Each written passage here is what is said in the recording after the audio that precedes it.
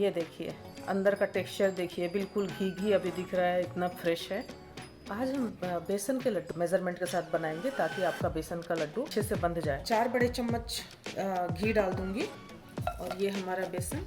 जब जब हमारा बेसन ड्राई होने लगेगा ना, तब तक हम घी क्यों डाल देंगे। बेसन के लड्डू में जो सबसे खास बात है, लो फ्लेम पे करके भुनना होता है, क्योंकि आपने ज्यादा इसका फ्लेम बढ़ा दिया, कलर चेंज तो दिखेगा आपको, लेकिन वो कच्चा रह जाएगा, फिर वो बहुत बिटर टेस्ट आएगा। तो इसलिए बिल्कुल लो फ्लेम पे ही इसको भुने और इसको धीरे धीरे करके हमको भूनना है। ये जो लम्स दिख रहे हैं ना बीच बीच में, इस तरीके से इसको प्रेस करते जाइए, ये लम्स नहीं आने चाहिए इसके अंदर। इसको भूनने में कम से कम मुझे 20 से 25 मिनट तो आराम से लग जाएंगे। प्लीज मेरे चैनल को सपोर्ट करिए, आपके एक लाइक और सब्सक्राइब से मुझे बहुत सपोर्ट होगा और साथ में मुझे बहुत मोटिवेशन मिलता है, तो मैं और भी अच्छे अच्छे वीडियो आपके सामने ला के आपको दिखा सकूं। ये बहुत ही आसान होता है, लेकिन अगर आपको परफेक्ट मेजरमेंट अगर मालूम हो तो। अदरवाइज आपने अगर घी ज्यादा डाल दिया शुरू में तो बिल्कुल गीला गीला रहेगा, तो बंधेगा नहीं, लड्डू की तरह लड्डू बंधेगा नहीं। अभी तक मैंने सिर्फ 4 चम्मच ही घी डाले थे, अभी मैं 1 चम्मच और ऐड कर रही हूँ। थोड़ा थोड़ा ही करके हमको ऐड करना है। अभी तक भूनते हुए मुझे 5 मिनट हो गया है।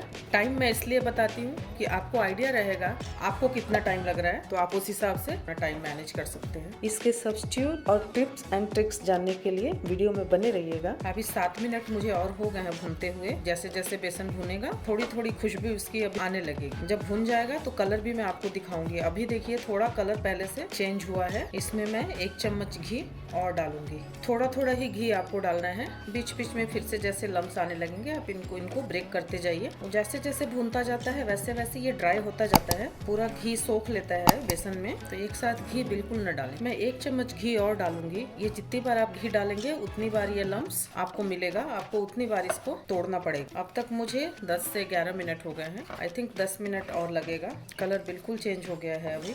ये लड्डू आप किसी भी ओकेजन के लिए बना सकते हैं। किसी भी फेस्टिवल में भगवान की भोग लगाने के लिए छोटा छोटा बना के रखना चाहते हैं तो साइज आप अपने अकॉर्डिंग करके आप डे टू डे के लड्डू गोपाल के लिए या जैसे भी आपको यूज़ करना है वैसे रख सकते हैं। आप गेस्ट के लिए बनाना है, कुछ भी कैसे भी किसी भी ओकेजन में खा सकते हैं इसको। मैं 2 चम्मच और घी डाल रही हूँ इसमें। ये देख सकते हैं थोड़ी थोड़ी देर में घी डालने से जो है ये बेसन ना अपनी बंधने वाली कंसिस्टेंसी पे आ रहा है।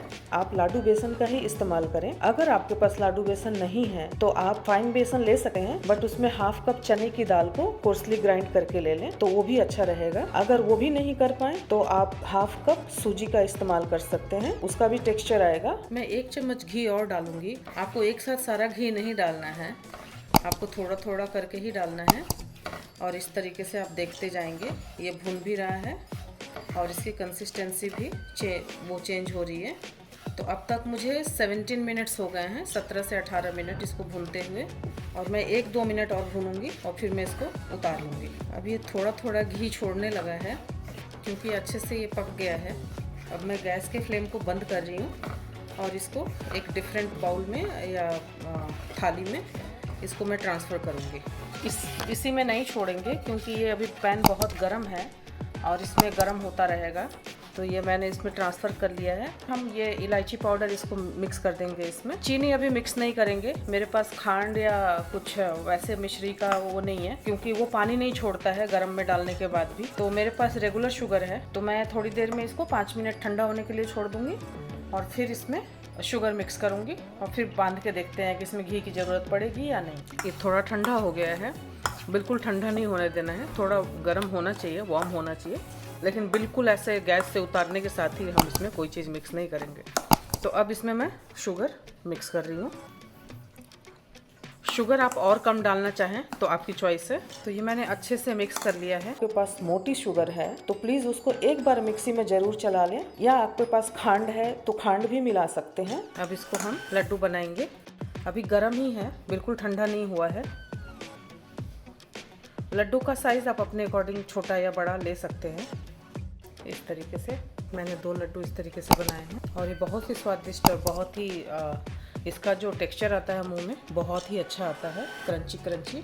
मेरी एक मेमोरी है, जहाँ हम रहते थे पहले इंडिया में, वहाँ पे एक मंदिर था, वहाँ पे ऐसे ही बेसन के लड्डू मिला करती थी। इस तरीके से सारे बेसन के लड्डू हम बना लेंगे। ये मेरे लड्डू बन के तैयार हो गए हैं और इसको बनाना बहुत ही आसान। आप किसी भी त्योहार में किसी भी ओकेज़न पे घर में भगवान का प्रसाद बना रहे हैं या बना के रख के आपको खाना है तो इसको आराम से 1 महीने तक रख के बिना फ्रिज के आप रख के इसको बाहर ही रख के इसको यूज़ कर सकते हैं। थोड़ा सा गार्निशिंग के लिए पिस्ते थोड़े से कट करके रख लिए थे।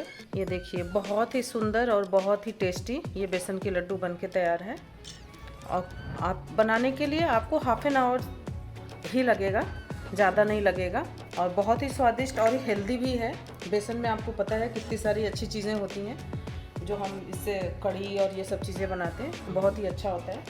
सो 2 कटोरी बेसन से मैंने लड्डू बनाए हैं और 15 के आसपास 15 लड्डू मेरे बने हैं उसमें। तो आपको जिस हिसाब से चाहिए क्वांटिटी आप उसी हिसाब से लें। अगर आपको ज़्यादा भी बनाना है तो थोड़ा थोड़ा क्वांटिटी लेके बनाएं, 2 कटोरी का। तो ये देखिए लड्डू मेरा बनके तैयार है ना, बिल्कुल मज़ेदार और बिल्कुल ग्रेनी है, बहुत ही अच्छा और बहुत ही यम्मी लड्डू बनके मेरे तैयार हो गए हैं। और लीजिए मैं आपको इसको तोड़ के दिखाती हूँ। ये रेसिपी आपको ज़रूर ट्राई करना चाहिए और अपना एक्सपीरियंस कमेंट में लिखकर ज़रूर बताएं कि कैसा बना है।